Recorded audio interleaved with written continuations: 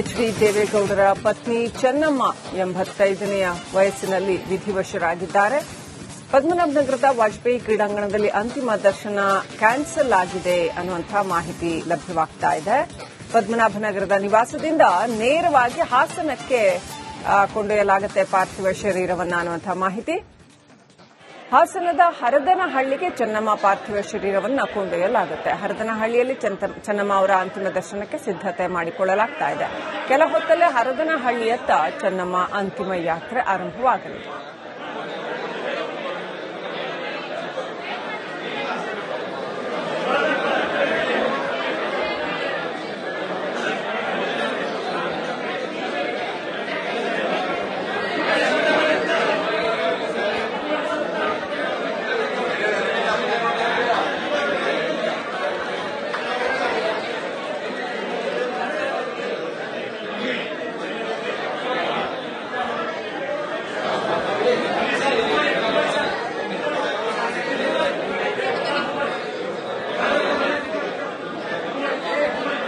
ಮಾಜಿ ಪ್ರಧಾನಿ ಎಚ್ಡಿ ದೇವೇಗೌಡ ಅವರ ಧರ್ಮಪತ್ನಿ ಚೆನ್ನಮ್ಮ ಅವರು ನಿಧನ ಹಿನ್ನೆಲೆಯಲ್ಲಿ ಈಗಾಗಲೇ ಅವರ ಅಂತಿಮ ದರ್ಶನಕ್ಕೆ ಸಕಲ ಸಿದ್ಧತೆಗಳನ್ನ ಕೂಡ ಮಾಡಿಕೊಳ್ಳಲಾಗ್ತಿದೆ. ನಾನೀಗ ಪದ್ಮನಾಭ ನಗರ ಅವರ ನಿವಾಸದ ಮುಂಭಾಗದಲ್ಲಿ ಇರುವಂತದ್ದು ತಾವು ದೃಶ್ಯಗಳಲ್ಲೂ ಕೂಡ ನೋಡ್ತಾ ಇದ್ರಿ. ಅವರ ಅಂತಿಮ ಯಾತ್ರೆಗೆ ಈಗಾಗಲೇ ಒಂದು ತೆರೆದ ವಾಹನವನ್ನು ಕೂಡ ಸಿದ್ಧಪಡಿಸ್ತಾ ಇರುವಂತದ್ದು. ಇವತ್ತು ಪದ್ಮನಾಭನಗರದ ವಾಜಪೇಯಿ ಕ್ರೀಡಾಂಗಣಕ್ಕೆ ಮನೆಯಿಂದ ಪಾರ್ಥಿವವನ್ನ ಆ ಒಂದು ಕ್ರೀಡಾಂಗಣಕ್ಕೆ ಶಿಫ್ಟ್ ಮಾಡುವಂತ ಕೆಲಸವನ್ನ ಮಾಡ್ತಾರೆ. ತಾವು ದೃಶ್ಯಗಳು ನೋಡಬಹುದು. ಆ ತೆರೆದ ವಾಹನವನ್ನ ಅಲಂಕಾರ ಮಾಡೋದಕ್ಕೆ ಈಗಾಗಲೇ ತುಳಸಿಯನ್ನಾಗಿರಬಹುದು, ಹೂಗಳನ್ನ, ಗುಲಾಬಿ ಹೂಗಳನ್ನಾಗಿರ್ಬಹುದು, ಅವೆಲ್ಲವನ್ನು ಕೂಡ ಈಗ ಇಲ್ಲಿ ತಂದಿರುವಂತದ್ದು. ಆ ಮುಖಾಂತರವಾಗಿ ಆ ಒಂದು ತೆರೆದ ವಾಹನವನ್ನ ಅಲಂಕರಿಸಿ ಆ ಒಂದು ತೆರೆದ ವಾಹನದಲ್ಲಿ ಅವರ ಪಾರ್ಥಿವವನ್ನ ಶಿಫ್ಟ್ ಮಾಡ್ತಾರೆ. ಅಲ್ಲಿಂದ ಕ್ರೀಡಾಂಗಣಕ್ಕೆ, ವಾಜಪೇಯಿ ಕ್ರೀಡಾಂಗಣಕ್ಕೆ ತೆರಳುವಂತದ್ದು. ಅಲ್ಲಿ ಸಾರ್ವಜನಿಕರಿಗೆ ಒಂದು ವ್ಯವಸ್ಥೆಯನ್ನು ಕೂಡ ಮಾಡಲಾಗುತ್ತೆ. ಜೊತೆಗೆ ಈಗ ಅಂದ್ರೆ ಇವತ್ತು 11 ಗಂಟೆಯವರೆಗೂ ಕೂಡ ವಾಜಪೇಯಿ ಕ್ರೀಡಾಂಗಣದಲ್ಲಿ ಅಂತಿಮ ದರ್ಶನಕ್ಕೆ ವ್ಯವಸ್ಥೆ ಮಾಡಿಕೊಡಲಾಗುತ್ತೆ. ಸಾರ್ವಜನಿಕರ ಅಂತಿಮ ದರ್ಶನಕ್ಕೆ ವ್ಯವಸ್ಥೆ ಮಾಡಿಕೊಡಲಾಗುತ್ತೆ. ತಾವು ದೃಶ್ಯಗಳಲ್ಲಿ ಕೂಡ ನೋಡ್ತಾ ಇರಬಹುದು ಯಾವ ರೀತಿಯಾಗಿ ತೆರೆದ ವಾಹನವನ್ನ ಸಿದ್ಧತೆಯನ್ನ ಕೂಡ ಮಾಡಿಕೊಳ್ತಾ ಇದ್ದಾರೆ. ಇನ್ನು 11 ಗಂಟೆಯ ಬಳಿಕ ಹೊಳೆ ನರಸೀಪುರದತ್ತ ಅಂತಿಮ ಯಾತ್ರೆ ಸಾಗಲಿದೆ.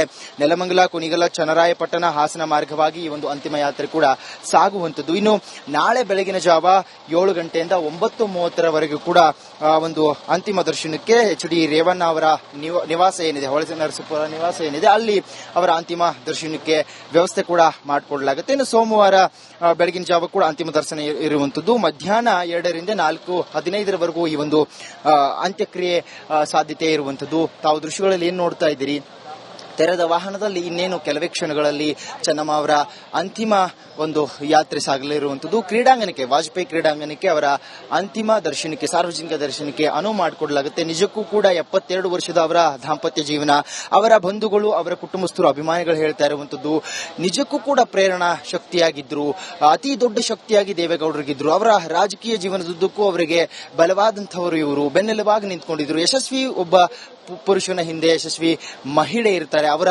ಬೆಂಬಲ ಇರುತ್ತೆ ಅನ್ನುವಂತಹ ವಾಕ್ಯಕ್ಕೆ ಇವರು ಉದಾಹರಣೆಯಾಗಿದ್ದಾರೆ ಅನ್ನುವಂಥದ್ದನ್ನ ಇಲ್ಲಿ ಬಂದಿರುವಂತಹ ಅವರ ಅಭಿಮಾನಿಗಳು ಜೊತೆಗೆ ಬಂಧುಗಳು ಹೇಳ್ತಾ ಇರುವಂತದ್ದು. ಇನ್ನು ಮೊಟ್ಟ ಮೊದಲ ಬಾರಿಗೆ 1994ರಲ್ಲಿ ಎಲೆಕ್ಷನ್ಗೆ, ಚುನಾವಣೆಗೆ ಏನು ಸ್ಪರ್ಧೆ ಮಾಡಿದ್ರು ದೇವೇಗೌಡ ಅವರು, ಆ ಸಂದರ್ಭದಲ್ಲಿ ಚುನಾವಣೆಯ ಡೆಪಾಸಿಟ್ ಹಣಕ್ಕಾಗಿ ಇವರು ತಮ್ಮ ಒಡವೆಗಳನ್ನ ಕೊಟ್ಟಿದ್ರು. ಜೊತೆಗೆ ಗುತ್ತಿಗೆದಾರ ಆಗಿದ್ರು ದೇವೇಗೌಡ ಅವರು. ಆ ಒಂದು ಮೊದಲ ಕಾಂಟ್ರಾಕ್ಟ್ ನ ಪಡಿಬೇಕಾದ್ರೆ ಆ ಹಂತದಲ್ಲೂ ಕೂಡ ಅವರು ನಿಜಕ್ಕೂ ಆ ಒಂದು ಹಣದ ಸಹಾಯವನ್ನು ಮಾಡಿದ್ರು. ತುಂಬು ಕುಟುಂಬ ಆಗಿತ್ತಿದ್ದು, ದೊಡ್ಡ ಮನೆಯ ದೊಡ್ಡ ಗೌಡರ ಧರ್ಮಪತ್ನಿ, ತುಂಬಾ ದೊಡ್ಡದಾದಂತಹ ಶಕ್ತಿಯಾಗಿ ದೇವೇಗೌಡರಿಗೆ ಇದ್ರು ಅನ್ನುವಂಥದ್ದು. ಇನ್ನು ದೇವೇಗೌಡ ಅವರು ಕೆಲವು ಸಂದರ್ಶನಗಳು ಹೇಳಿರುವಂತದ್ದು, ಅವರು ಮನೆಗೆ ಬರುವವರೆಗೂ ಕೂಡ ಇವರು ಊಟವನ್ನ ಸಹ ಮಾಡ್ತಾ ಇರಲಿಲ್ಲ. ಜೊತೆಗೆ ತುಂಬಾ ಕಾಳಜಿಯುತವಾಗಿ ಸರಳ ಜೀವನವನ್ನ ಇವರು ನಡೆದುಕೊಂಡಿದ್ರು ಅನ್ನುವಂಥದ್ದು. ಇಲ್ಲಿ ಬಂದಂತಹ ಅಭಿಮಾನಿಗಳಾಗಿರ್ಬೋದು, ಕುಟುಂಬಸ್ಥರಾಗಿರಬಹುದಂಥದ್ದು, ಅವರೆಲ್ಲರೂ ಕೂಡ ಹೇಳುವಂತದ್ದು ಏನಂತಂದ್ರೆ ಇವರ ವ್ಯಕ್ತಿತ್ವ ತುಂಬಾ ಸರಳವಾಗಿತ್ತು.